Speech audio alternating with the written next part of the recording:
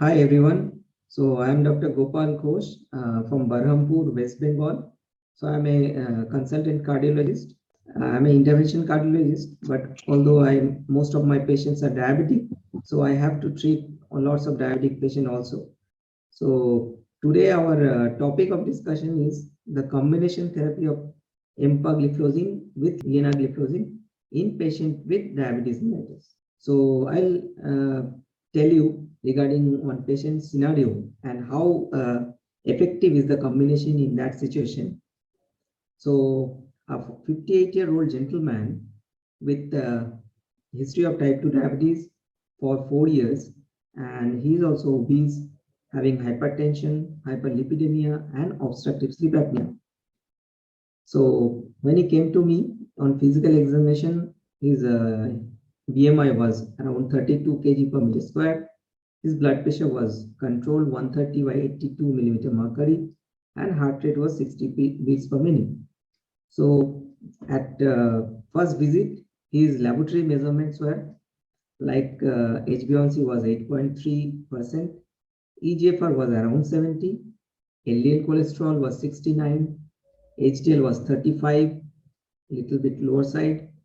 His triglyceride was little high, 250 milligram per dl, and AST/ALT level was 70 and 100 unit per liter respectively. So his current medications were metformin 1000 milligram twice a day, lisinopril 40 milligram once daily, metoprolol extended release 100 milligram once daily, atorvastatin 40 milligram once daily, and aspirin 75 milligram once daily. If we consider his scenario, he has a short duration of diabetes for 4 years. He is very young, only 32. He has no major comorbidities with no major complications that would reduce his lifespan. He is at low risk of hypoglycemia because he is very young, 32 only. He would benefit from a more stringent goal. However, he is also obese, he is hypertensive, he is hyperlipidemic with obstructive sleep apnea. So whenever we are considering treatment, anti-diabetic treatment for any patient, we should consider the other comorbidities alongside. So if we see the current ADA, American Diabetes Association recommendation, less than 7% of HbA1c is a reasonable goal for this patient. But in addition to the efficacy of the drugs, we must consider the risk of hypoglycemia, the risk of weight gain, or to minimize the weight gain, the risk of heart failure, having CKD or underlying CKD or not. So when this patient came to me, he was willing to start another medications because he was on metformin 1000 milligram twice a day.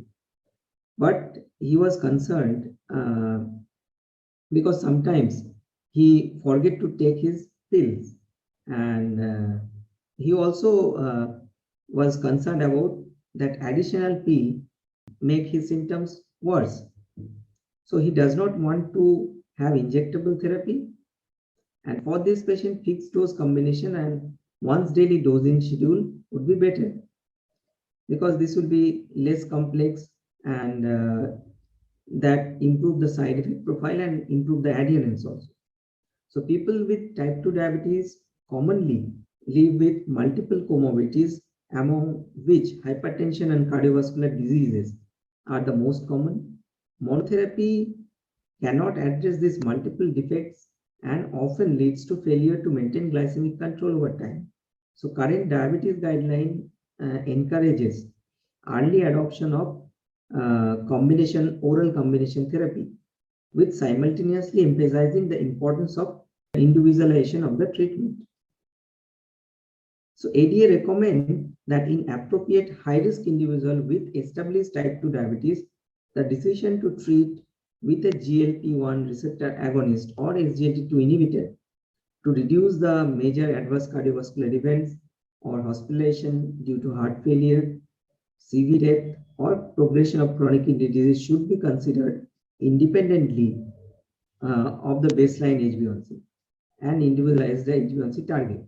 So we should not consider only HbA1c as the target of therapy. We should target the other hard points which can be very fatal for the patient or which can reduce the lifespan of the patient, like risk of MI, risk of CV death, chronic kidney disease progression, etc. etc.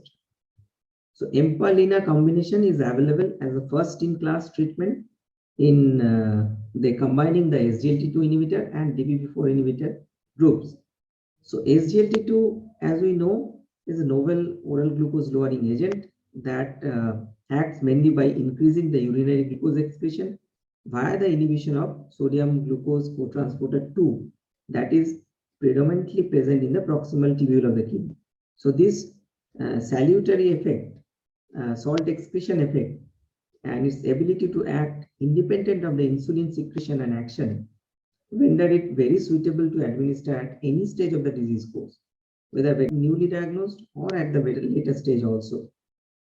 DPP4 inhibitor acts little bit different. They exert its glucose lowering effect by elevation of the incretin hormones and subsequent augmentation of the glucose dependent insulin secretion, and simultaneously it inhibits the glucagon release. So combination of this agent has potential to show the additive glycemic control due to their complementary effect. The landmark EMPA-REG outcome trial, the trial for the empagliflozin, reported a significant 3-point major adverse cardiovascular event outcome to be occurred at a significant lower percentage in empagliflozin group compared to the placebo, and most of this patient was on standard therapy.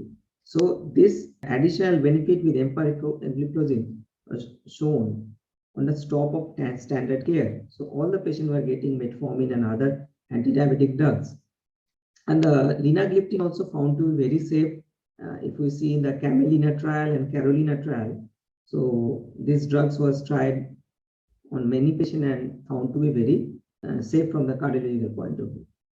And HbA1c decrement by this combination has demonstrated to be 1.8% of the HbA1c reduction at 24 weeks of therapy in metformin treated groups. So that is a very significant reduction in the HbA1c.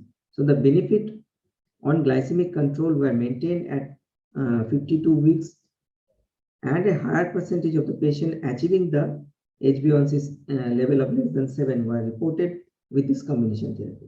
So this combination offers a suitable component in strategy to achieve a target HbA1c without increased risk of hypoglycemia and weight gain. And this molecule also shown to improve the lipid profile in diabetic patients. So a reduction in the incidence of genital infection was also noted with this combination therapy. That is probably because better glucose control with this combination therapy. So in short, to summarize, this EMPA-LINA combination provides robust HbA1c reduction and very 2 to 4 times higher odds of patient achieving the goal of HbA1c compared to the individual agent with relatively low risk of hypoglycemic attack.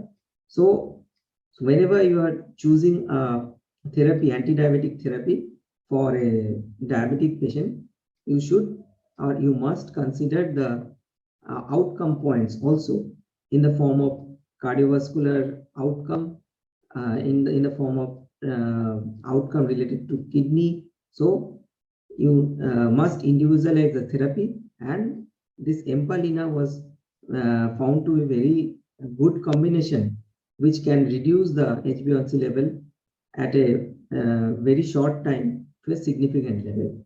So thank you.